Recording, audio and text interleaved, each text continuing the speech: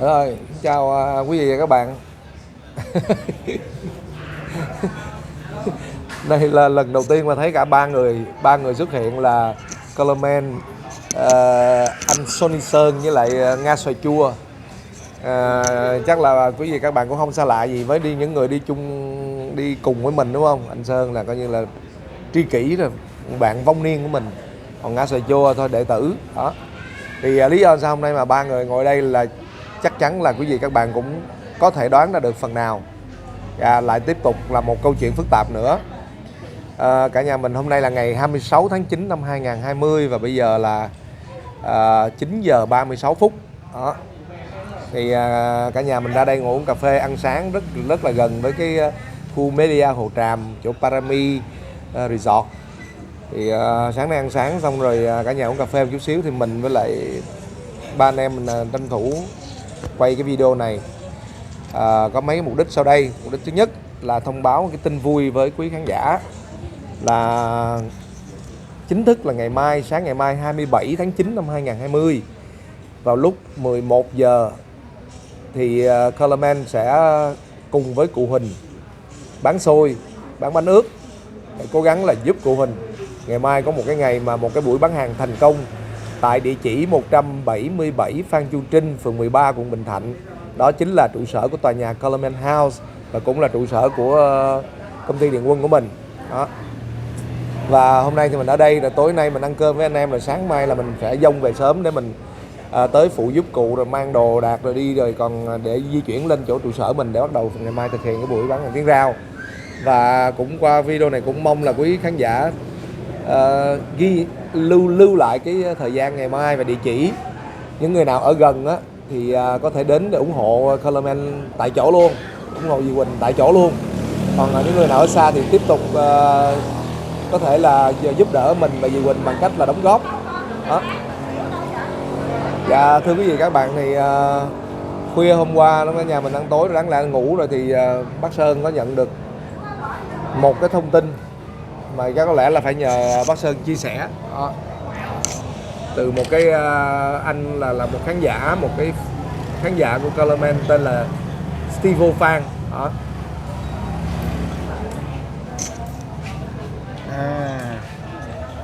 Hôm qua khoảng 11 giờ 30 ấy, thì anh có nhắn tin cho Sony Sơn. Nhắn là chờ cái đó, bởi vì chưa kết bạn cho nên là vào ở chỗ cái phần chờ á, thì mình về mình mở ra xem thì thấy anh nói là có một người là nói là đại diện cho anh nói là anh đã liên lạc được với anh Colorman rồi đó và sẽ chuyển tiền. Thế thì mình bảo khoan đã, từ từ thì anh mới gửi cho mình cái link mà hai bên nói chuyện với nhau á. Thì cái người này đã đưa cả, tức là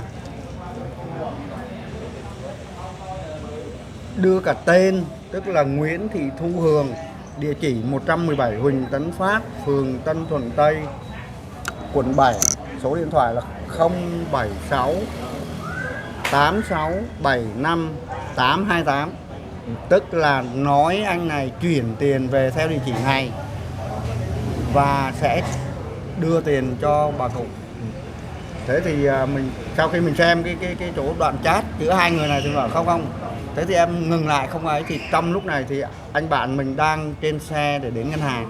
Thì đến ngân hàng thì anh mới là đọc cái tin nhắn của mình thì anh bảo thế thì may quá em chưa có chuyển. Thế thì sau đó là mình nói là đây bây giờ ở bên chỗ cái team của Colorman đi làm những cái chương trình tiếng rao thì phân công cho các biên tập mỗi người làm một cái công việc. Thì trong này có bạn Nga, tức là Nga xoài chua đó, là bạn này là chịu trách nhiệm là nhận tất cả các cái tài trợ của ở Việt Nam cũng như ở nước ngoài đó. Thế thì mình chuyển ngay cái thông tin này cho bạn Nga và chuyển luôn cả cái thông tin của bạn ở bên Mỹ, bạn Phan về cho bạn Nga. Thì sau đó thì là bạn Phan đã chuyển được 100 đô từ ở Mỹ vào cái tài khoản của bạn Nga. Thì qua sự việc này thì mình thấy rằng là nếu các bạn ở nước ngoài mà muốn chuyển tiền giúp cho các cái nhân vật trong tiếng rao 4.0 á, thì nên vào cái fanpage của Đỗ Văn Biểu Điền để nếu mà có Cái cái fanpage ấy, Colorman á, Colorman. fanpage Colorman. đó, hoặc là nhắn tin cho mình cũng được ở trên fanpage của Sony Sơn. Rồi. Đó, Sony Sơn thì nhắn tin vào cái message đó là mình sẽ đưa cái thông tin của bạn Nga để cho các bạn muốn gửi giúp cho các nhân vật trong đó, thì cái đó là mới là chính xác, cái đó mới đưa được cái gọi là cái tấm lòng của mình đến với nhân vật. Còn tất cả những cái gọi là cái nick nào mà nói là đại diện Colorman, đó là giả tạo và đó là lừa đảo, đó là ăn chặn cái tiền của các bạn. Cho nên các bạn lưu ý mình có một cái ấy thôi. Rồi thì đây là những cái gì anh Sơn vừa nói á, thì mình cũng xin chia sẻ với quý vị các bạn ha, là bây giờ cái cách mà những cái kẻ mạo danh á, nó rất là đơn giản thôi, chỉ cần tạo một cái nick ảo trên Google, trên ngay cả trên Zalo, ngay cả trên Facebook, và rất là đơn giản, họ tạo cái nick ảo, họ lấy cái tên là Tiến Rao 4.0 Colorman, rồi có khi họ lấy là Colorman Food, rồi nói chung là họ sẽ dùng cái mạo danh mình mà, cho nên là họ sẽ lấy cái gì có chữ Colorman vô, rồi họ ghi thêm những cái chương trình hay những cái nội dung mình hay làm. Cho nên là quý khán giả hết sức cảnh giác. Cái này mình nói lại một lần nữa, ngày hôm qua mình đã có một cái video chia sẻ về những cái tài khoản mạo danh Colorman Food trên Zalo rồi đó, và đã kêu người đã lừa được một vài khách hàng của mình đã chuyển tiền để mua các cái sản phẩm của Colorman rồi. Thì mình nghĩ là mới ở mức độ đó thôi, tối hôm qua lại ngay lập tức, đúng là khi mình post cái video đó lên là lập tức rất nhiều người xem được và lập tức mọi người cảnh giác. Mà ngày tối hôm qua là mình nhận được rất nhiều tin nhắn là cũng nhờ cái video đó. Thì hôm nay mình tiếp tục làm video này, không phải là cả đời của Colorman chẳng bao giờ mà muốn bóc phốt hay muốn nói này nói kia gì ai, nhưng mà thật sự cái này nó vô lý quá. Mình thấy đây là một cái sự là vô đạo đức. Nếu mình nói thật sự mình không có muốn dùng cái ngôn từ nặng nề, chứ thật sự là khốn nạn quá. Đó, cái chuyện mà lừa khách hàng của mình lấy tiền mua hàng rồi, cái đó cũng đã đáng nói rồi. Nhưng cái này là tiền để làm giúp đỡ, làm từ thiện. Và hiện tại là chỗ bạn Nga vừa báo là đã có một cái chị nhắn tin nhắn bao nhiêu người á? Chị đó nhắn là có khoảng gần 10 người gửi tin nhắn cá nhân cho chị, nói là tự xưng là nhân viên của anh Colorman, kêu chị là chuyển tiền hỗ trợ cho, thì chị cũng sợ, tại vì chị đã nhắn tin với em trước đó rồi. Đưa cái màn hình cho mọi người xem đó. Dạ. Đây là Facebook của cái chị Mạnh Thường Quân đã làm việc với em từ ngày hôm qua hôm kia rồi, thì hai chị em cũng tâm sự với nhau. Thì sáng hôm nay chị mới nhắn tin, chị nói là từ hôm qua giờ chị nhận được khoảng gần 10 tin nhắn xưng là nhân viên của anh Colorman, thì chị sợ quá. Thực sự là cũng có một số anh chị cũng nhắn tin cho em như vậy nữa, như là sáng hôm nay cũng có người nhắn nói với em, còn chụp tin nhắn nữa là một người tên Facebook là Sơn Thanh Phan lấy hình của anh Colorman với lại chú Sơn chụp chung với nhau rồi xưng tên Sơn luôn, nói là để lại số điện thoại Zalo để chuyển lời cho chú Colorman. Rồi đây nữa cũng rồi một cái gương mặt rất xinh đẹp, Nguyễn Ngân, một cái gương mặt trên Facebook rất là xinh đẹp, nhưng mà bên trong thì mình nói thật là cũng không biết nói như thế nào. Thường là mấy anh chị Mạnh Thường Quân mà muốn giúp đỡ thì em thấy hình như là hay comment trên các cái bài post của fanpage anh Colorman á, thì em nghĩ là từ những cái comment đó nên là những cái kẻ xấu mới xin lân la vô để inbox để tiếp cận, thì em nghĩ chắc là từ cái nguồn đó ra hết. Thật ra sẽ có với những kẻ lừa đảo và những kẻ mạo danh, những kẻ mà luôn luôn sống trên xương máu của người khác và vô đạo đức, thì chắc là quý vị các bạn cũng hiểu rồi. Họ có thiên hình vạn trạng, có 1001 cách để họ tìm cách họ lừa mình. Đó. Thì để đối phó với cái việc này thì thứ nhất là mình quý khán giả hay là quý bà con muốn giúp đỡ cho các cái trường hợp của chương trình Tiến Rao hoặc là muốn mua hàng của Colorman, thì mọi người nhớ là vào inbox cái fanpage chính chủ của mình, đó là fanpage Colorman, và rất nhiều quý khán giả là đã follow cái này rất là đông, cho nên là mình nghĩ cái đó là cái cách tốt nhất. Đó, mọi người cứ inbox trên đó, lập tức là có cái đội ngũ quản lý cái page này của mình, rồi các bạn này sẽ lập tức là chuyện là mình thường đọc lắm. Cái page của mình là mình không có giao cho toàn bộ cho nhân viên mình đâu, mà mình đọc hết. Tại vì mình biết trong thời gian vừa rồi là rất nhiều người mà liên lạc với mình đó. Thì cái đó là cái fanpage chính chủ. Thì đó là cách thứ nhất. Cách thứ hai nữa là quý bà con có thể liên lạc trực tiếp với chỗ Nga Phương Nguyễn. Đó là cô Nga xoài chua, đó là Facebook của cô Nga. Đó, Nga Phương Nguyễn. Đó, em cho coi luôn cái Facebook của em. Coi chừng vài bữa nó hack Facebook của em nữa. Không sao cả. Tại vì mình quen với anh Mark mà, anh Mark Zuckerberg, anh Mark sẽ bảo vệ mình. Đó, đây, Facebook của Nga. Đây Facebook của em ạ. Rồi đó. Rồi tự nhiên sau cái này là Nga follow tăng vọt. Đó là Facebook của cô Nga. Rồi. Còn quý vị các bạn có thể gọi số điện thoại trực tiếp cho cô Nga luôn. Số điện thoại trực tiếp của cô Nga là 0936 842 505 ạ. 0936 842 505. 0936 842 505. Đó là số điện thoại của chính chủ Nga xoài chua. Đó. Chắc là phải nên đổi cái tên cái Facebook thành Nga xoài chua luôn để người ta dễ theo dõi. Rồi một cái đầu mối nữa. Đó, thật ra thì đầu mối này là tập trung hết tất cả mọi vấn đề liên quan đến cái việc đóng góp, luôn cả nội dung của mình nữa, nhân vật cũng cô này là cũng nắm hết. Rồi cái đầu mối nữa là đầu mối này là đi đâu cũng có mình hết. Đó, từ giờ cho tới tận cùng thế giới và cho tới hơi thở cuối cùng. Anh Sơn bây giờ là nghỉ hưu rồi cho nên là mình cứ hai anh em giờ đi đâu tôi cũng dắt ông đi theo hết, cho nên là quý bà con cô bác yên tâm nhắn tin cho ảnh là chính xác. Rồi Facebook của ảnh là cái gì anh mở luôn đi anh. Anh có 4 cái Anh 4 cái. Không, cái nào mà thường xuyên hay up hình sống ảo là cái nào cũng up á. Đây đó, Nguyễn Sony Sơn đó. Rồi vậy nha quý vị các bạn ha. Đó thì mình nghĩ đó là cái cách để chúng ta đối phó. Thứ nhất là cái fanpage của Colorman Food chính chủ, fanpage Colorman chính chủ. Rồi cái thứ hai nữa là hai đầu mối này là hai cái người mà cận kề với mình và sẽ tiếp nhận tất cả mọi thông tin. Tại vì mình không rất là đau lòng khi mà thấy những cái mạnh thường quân, những cái người muốn làm thiện nguyện từ tâm, muốn giúp đỡ cho các cái nhân vật của chương trình Tiếng Rao mà cuối cùng là bị lừa. Và cái việc này nó còn nguy hiểm ở một chỗ, nếu như mình không phát hiện ra đó thì quý vị các bạn biết không, là ví dụ như cái anh Steven chẳng hạn, anh chuyển tiền một lần rồi thì anh đinh ninh rằng đó chính là cái đầu mối và anh tiếp tục anh gửi tiếp là bi kịch luôn đó. Anh đâu có biết, đúng không? Rồi thí dụ như các chị gửi vào một cái tài khoản cá nhân nào đó là chắc chắn các chị nghĩ rằng đó là cái tài khoản này là như vậy, là nghiễm nhiên là đã xác nhận là của anh Colorman rồi, và nó cứ sẽ tiếp tục như vậy. Không ai connect ngược lại với Colorman để check, không ai double check với mình hết. Cho nên mình mong rằng là tất cả quý khán giả nào mà muốn giúp cho các trường hợp Tiếng Rao connect với mình, với Nga, với anh Sơn, nhưng mà sau đó cứ double check lại với mình xem đã nhận được hay không. Đó là cái cách duy nhất để có thể đảm bảo được. Ở đây thì mình cũng xin nêu tên luôn những cái nhân vật mà vừa rồi một lần nữa để quý vị các bạn cảnh giác. Và cái này mình hy vọng rằng nếu như có ai đó mà hoạt động trong cái ngành bên luật pháp, bên tư pháp, bên hành pháp, giúp mình để truy ra những cái bạn mà như thế này. Hồi nãy là có một người là ở Quỳnh Tấn Phát đúng không? Em ơi, anh cảnh báo với em luôn nha.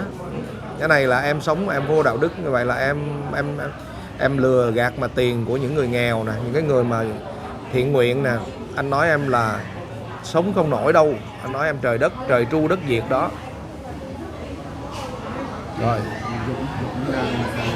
Đây bây giờ xin đọc luôn cái tên của nó một lần nữa.